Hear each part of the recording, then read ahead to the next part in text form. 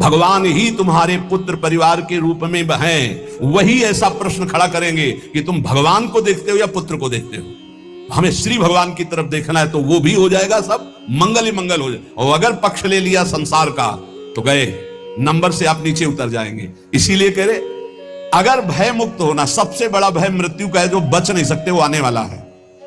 तो बोले जब साधु भी मरता है, गृहस्थ भी मरता है, तो भी भजन से क्या है? साधु मरता नहीं। सांप जैसे अपनी केचुल छोड़ता है, ऐसे साधु अपने शरीर को छोड़ता है और भगवत धाम जाता है। मरता है विषयी पुरुष, जन्मत मरत दुषा दुख होई।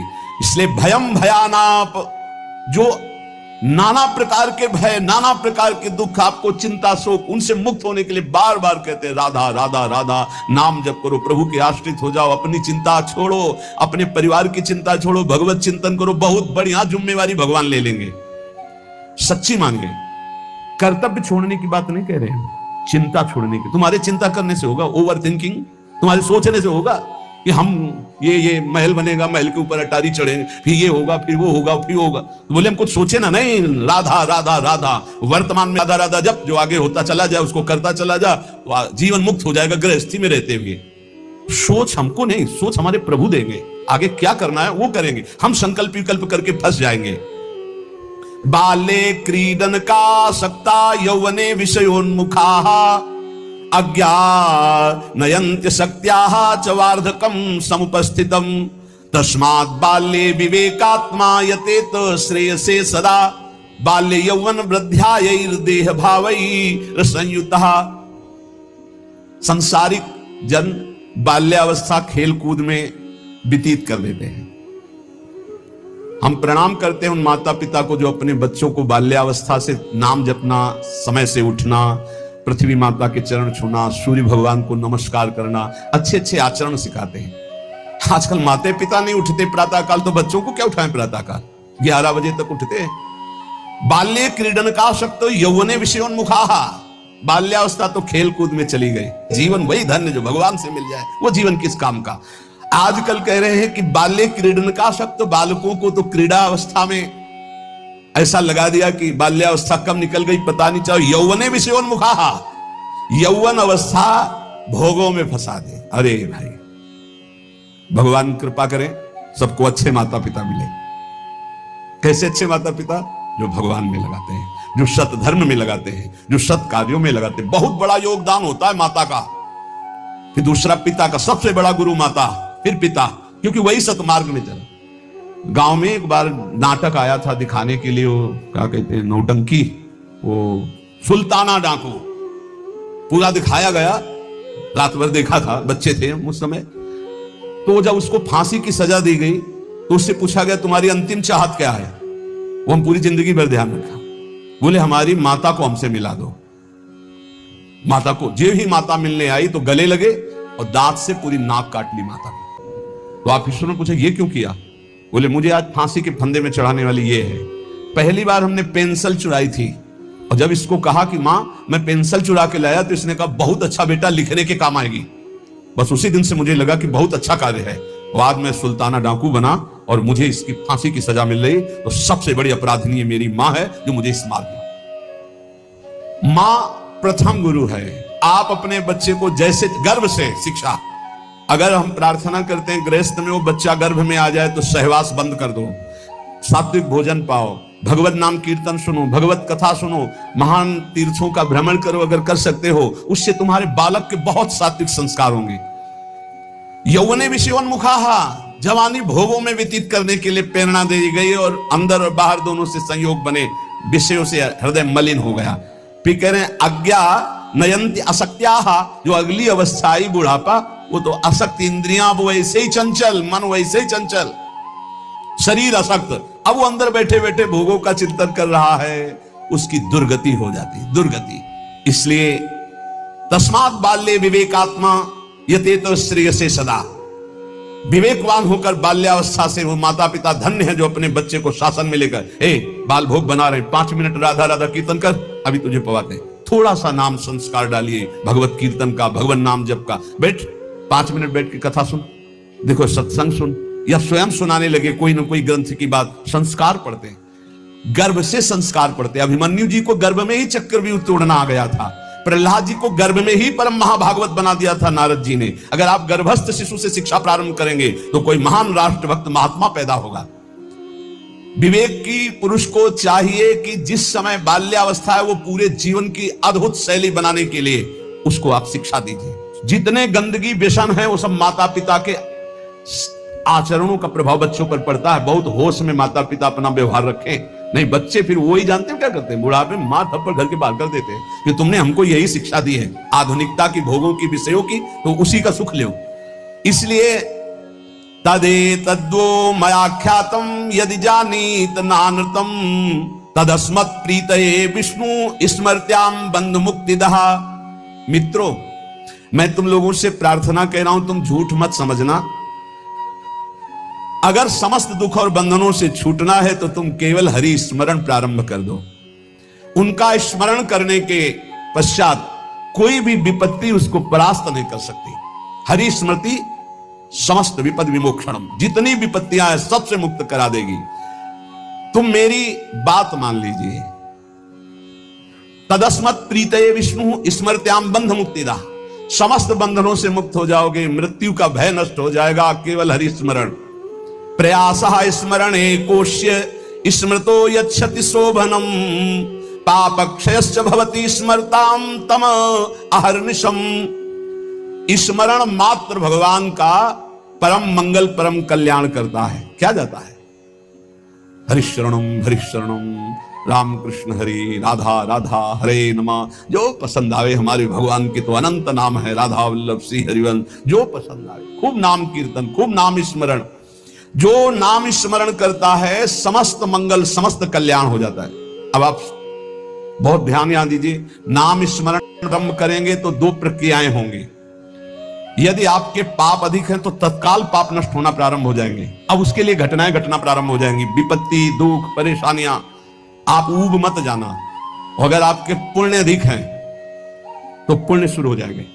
ये लाभ, ये लाभ, ये लाभ। तो आप वो नाम जप का लाभ मत मान लेना, वो नाम जप से दुख आ रहा है ऐसा मत मान लेना। वो शुभ अशुभ दोनों को नष्ट करके आपको अखंड आनंद प्रसन्नता की तरफ ले जा रहा है।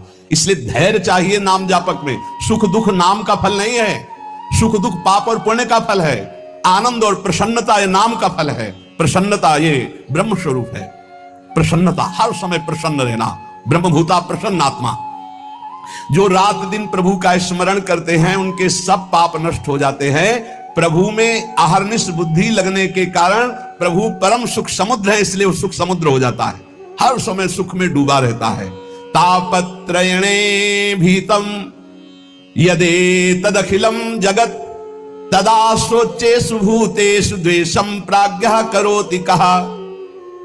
ये संसार तीन तापों से जल रहा है। तुम शोचनीय पुरुषों जैसे जलने के लिए तैयार मत हो।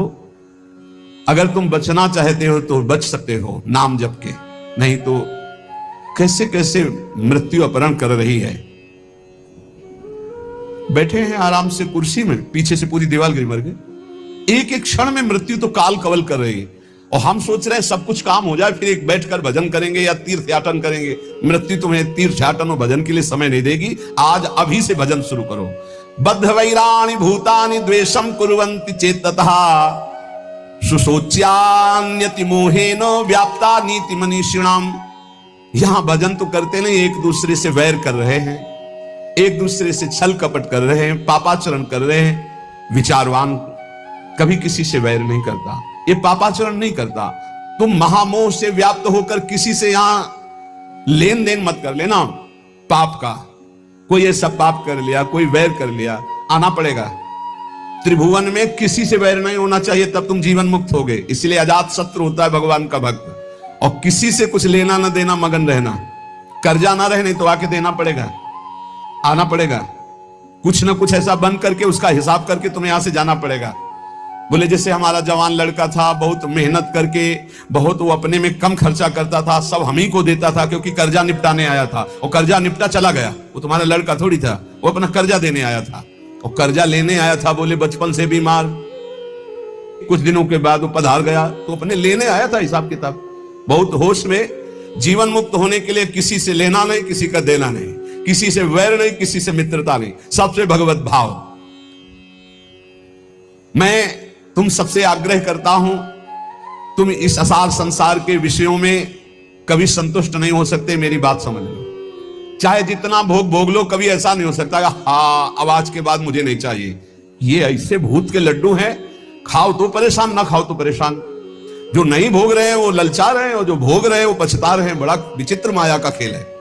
और जो संसार में है वो पछता रहे कि हम सोचा था इसमें सुख है, वो है नहीं। हमें लगता है कि सुख औरों में है, पूरा जीवन उनको पछताते चला जा रहा है, ये भोगा ये भोगा ये भोगा। और अगर सही भजन नहीं हुआ तो पूरा जीवन इस भेष में पछताते चला जाता है, इधर उधर ताक झांक, पूरा जीवन व्यर्थ चला जाता है। ये हम भ्रमण करते हुए जीवन में देखा कि अगर साधना नहीं है तो अवस्थागत इंद्रियां शांत नहीं होती। उपासक को चाहिए कि ये सोच ले कि विश्व के चाहे जितने भोग भोग लो, कभी संतुष्ट नहीं होने वाले। अच्युत भगवान की आराधना कर लो तो तृप्त हो जाओगे। फिर ऐसा हृदय की स्थिति हो जाएगी जैसे गोस्वामी तुलसीदास जी कहे, पायो परम विश्राम राम समान प्रभु नाही कहूं। हृदय शांत हो जाएगा, अब कछुनाथ न चाही मोरे, हृदय से आने लगेगा। सर्वशक्तिमान भगवान श्री हरि समस्त प्राणियों में विराजमान है। ऐसे भावना करके जिससे मिलो पहले भगवत भाव करो। काम क्रोध लोभ मोह मद मत्सर इन 6 शत्रुओं पर विजय प्राप्त कर लेता है, वही भगवान का दर्शन प्राप्त करता है।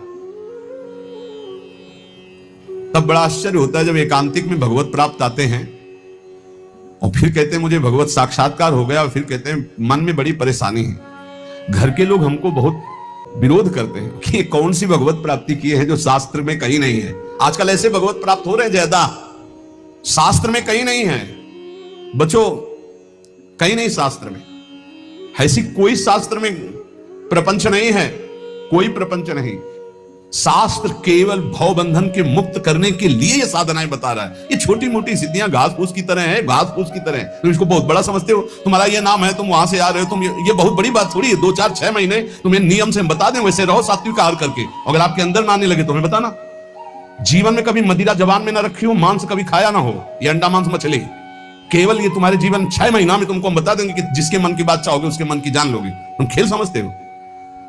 मंत्रों में इतनी सामर्थ्य, पर पवित्रता, पवित्रता, आप अपवित्र हो रहे हैं तो इसलिए कुछ समझ में नहीं आ रहा है। अपवित्रता पर्दा डालती चली जाती है। ये ढूंढी आश्रम में, शायद आप जानते हैं, ढूंढी आश्रम में बहुत सिद्ध महात्मा है। दर्शन के लिए भागे तो 9:30 बजे तक केवल दर्शन सुबह देते थे। अब गुरु आश्रम से चले तो पर विलंब हो गया, 10 बज गए हमें रास्ते में। बस माता जी का मंत्र एकदम स्मरण किया, हमारा जाना व्यर्थ नहीं होना चाहिए, हमें दर्शन होने चाहिए। आप सच्ची मानिए, अकेले महाराज जी बैठे थे। जो ही गए तो पहला शब्द था कि बोले आओ महात्मा इंतजार कर रहे हैं। उनका स्वामी जी बड़ी करुणा, बोले करुणा नहीं, तुम्हारी माता जी आकर के मुझे रोक लिया। हमारी माता जी? बोले हाँ हाँ, जगदम्बा जिनका तुम मंत्र पढ़ रहे थे। ऐसा मंत्रों में आप ये भव बंधन मुक्त करने, तापत्रेणाभिहतम यदे तदखिलम जगत। तुम क्या समझते हो? ये समझते हो कि ये छोटी मोटी बात? अरे एक ही समय में कई जगह उपस्थित हो जाना, पर्वत को भी छेद दे देना, विविध प्रकार की सिद्धियां, एक भी सिद्धि स्वीकार कर ले तो भगवत प्राप्ति नहीं होगी। हमारे ब्रज में ऐसे ऐसे कि अखिल कोटि ब्रह्मांड नायक परात्पर पीछे घूमे, 2 4 लोगों ने मिलकर थपड़िया दिया, पीट गए, रोटी मांगा, खाया, कोई जानता नहीं कि ये क्या है। और यहां जो कोई सिद्धाई दिखाने की कोशिश की तो सीमा के बाहर कर दिया गया है, सीमा के बाहर। यहां वो रहे जो प्रिया प्रीतम की सिद्धि में डूबे हुए हैं और कोई चमत्कार नहीं। सबसे बड़ा चमत्कार कि मन का परिवर्तन करके प्रिया प्रीतम में जिस वक्त दृष्टि गई तो श्यामा श्याम के प्रेम रंग में मतवाला कर दिया गया। भूलो मत, प्रिया प्रीतम की कृपा से ऐसे धाम में आए हो, ऐसे सत्संग को सुन रहे हो जिससे केवल भवबंधन मुक्त होता है। ये केवल भवबंधन की, ये तापत्रय विनाश आए, उन सच्चिदानंद प्रभु का यश है जो कानों में पहुंच जाएगा तो भगवत प्राप्ति निश्चित है। हे भाई, चाहे देवता हो या दैत्य हो या मनुष्य हो या यक्ष हो या गंधर्व हो, कोई भी हो, मेरे प्रभु श्री हरि इतने कृपालु हैं कि उनके चरणों का जो आश्रय ले ले और नाम जप शुरू कर दे तो परम कल्याण हो जाता है। भगवान को प्रसन्न करने के लिए ब्राह्मण के कुल में जन्म लेना या देवता बनना या सदाचारी या विविध ज्ञानों से संपन्न होना या दान करना या यज्ञ करना, शारीरिक मानसिक पवित्रता, बड़े बड़े व्रत, ये सब पर्याप्त नहीं है। भगवान केवल प्रेम से प्राप्त होते, प्रेम से। वो कोई भी पुरुष नपुंसक नारीवा जीव चराचर कोई अहोवत सुपचतो गरियान ये जिभ्या के वर्तते नाम तुभ्यम। भले वो चांडाल है पर उसकी जिभ्या पर हरि नाम है तो त्रिभुवन बंदनी है वो। देख लो देख लो, देवता दैत्य मनुष्य यक्ष गंधर्व कोई भी क्यों ना हो, जो हमारे भगवान का आश्रय लेकर उनका नाम जप करता है उसका परम मंगल परम कल्याण हो जाता है। प्रभु की प्राप्ति के लिए जरूरी नहीं है कि वो ब्राह्मण हो या देवता हो या वो सदाचारी हो या ज्ञान से संपन्न हो, दानी तपस्वी या कि शारीरिक मानसिक पवित्रता बड़े बड़े व्रत इनके द्वारा भगवान मिल जाए ऐसी जरूरी बात नहीं है। भगवान सिर्फ मिलते हैं प्रेम से, और प्रेम मूल्य नाम है। जो नाम जप करता है उसके हृदय में प्रेम होता है। प्रेमी वो कोई भी हो, भगवान उसको बहुत प्यार करते हैं। बहुत कृपा की भगवान ने, बहुत कृपा की। अगर कोई शर्त रख देते तो बड़ा कठिन होता। सिर्फ प्रेम, और प्रेम सबके हृदय में है। उस प्रेम को आपने बांट दिया है संसार में, उसी को समेट लो, भगवान की तरफ कर लो, भगवान की प्राप्ति हो जाएगी। श्रीपाद प्रबोधानंद जी महाराज कह रहे, सर्व दुख दशा घोरावरम वृंदावनेस्तु में प्राकृता अप्राकृता शेष विभूतिरपि नान्यतः। दोनों बातें आ गई। प्राकृत अपराकृत कितना भी मुझे लुभायमान किया जाए, मैं कभी प्रिया प्रीतम और वृंदावन को नहीं छोड़ सकता। वही बात आ गई। और सर्व दुखा दशा घोरा, दे दो सारे दुख तुम्हारी सृष्टि में जितने हो। ये भजन बल है, भजन बल। श्री जी का नाम जब जितना करोगे तो तुम भी गर्जना करने दो, और दुख दो, पूरी सृष्टि का दुख हमें दे दो, सबको सुखी कर दो। दंत देव जी, प्रभु मुझे इतनी सामर्थ्य दो कि सबके हृदयों में बैठकर दुख मैं भोगूं और सब सुखी हो जाए। ये भगवान के भक्त का विशाल हृदय। सर्व दुख दशा घोरा, प्रभु सब दशाएं दुख की हमें दे दो, पर ना हम आपका चिंतन छोड़ने वाले हो ना आपका आश्रय छोड़ने। ये फिसड्डी नहीं होते भगवान के भक्त। आजकल भक्ति जानते हो कैसे होती है? ऐसे पैर रखा जाता भक्ति मार्ग में, आंच ना लगे, अगर आंच लगी तो हटा लिया। ऐसे कभी कोई परमार्थ में नहीं चलता। नारायण अति कठिन है हरि मिलन की बाट, या में पग पीछे धरे प्रथम शीश दे काट। ये वीरों का मार्ग है, कायरों का नहीं। इसलिए हिम्मत पक्की। तलवार गले तक आएगी, हार बन जाएगी, वार नहीं कर पाएगी। तलवार और हमारे गले के बीच में नाम है। विश्वास करो, विश्वास। दुखों से डरा कर माया आपको हटा देगी या भुलावे में फंसा कर हटा देगी। तो इस श्लोक में दोनों बातें कह रहे हैं श्रीपाद कि सर्व दुख दशा घोरा, दे दो जितने दुख चाहो, या प्राकृता अप्राकृता शेषा विभूति रपिनान्यतः। प्राकृत अपाकृत समस्त ऐश्वर्य, देखो हमें लुभाकर नहीं लुभायमान होंगे। चाहे दुख दे दो चाहे भोग सामग्री दे दो, दोनों से मैं आपको भूलने वाला नहीं। आपका आश्रय, आपका चिंतन। कुर्वत्यापि महारौद्रम उपद्रवम अनुक्षणम। ये देखो, ये पढ़ाई है, पढ़ लो, फेल नहीं होगे। प्रभु भेजो, ऐसे उपद्रवी को भेजो जो रुद्र रूप रख करके हमारा अपमान करे, हमारी पिटाई करे, हमें गाली दे। कुर्वत्यापि महारौद्र मुपद्रव अनुक्षणम। आप कहोगे काय को झगड़ा विपत्ति मोल ले रहे हो? नहीं नहीं, पढ़ाकू जो होता है वो चाहता है कि हमसे कोई प्रश्न करे और मैं उसका उत्तर दूं। जो पहलवान होता है वो चाहता है कोई मिले, दो दो हाथ करूं, उसकी भुजाओं में फड़कन होती है। ऐसे साधक ये चाहता है कि मेरा अपमान हो, मेरी निंदा हो, फिर मुझे कैसा लगेगा। एक संत थे, वो कभी पैसा नहीं लेते थे, पर साल में एक बार पैसा लेते तो फिरोजाबाद जाते थे। पूज्यपाद उड़िया बाबा के वो संगी थे। काय के लिए फिरोजाबाद जाते थे? चूड़ियां पहनने नहीं, चूड़ियां तोड़ने। चूड़ियों की दुकान लगी होती थी। इस एरिया में तो कोई उनको पीट नहीं सकता था क्योंकि पहचान वाले थे। फिरोजाबाद जाते और चूड़ियों की दुकान में खड़े होकर 2-3 लात मारते, चूड़ियों के डेरे ना, और पैसा साथ लिए रहते। जो बाबा जी देखा 2-3-4 लात मारे, अरे पागल आदमी चूड़ी तोड़े डालना, मार थप्पड़। 2-4 और दुकान वाले आते, पीटते, थोड़ी देर खड़े रहते, पीटने के बाद अब गाली देते, भगाते, दूर तक भाग के जाते, फिर पीटते। शाम अंदर पूछते कैसे क्या हालचाल है?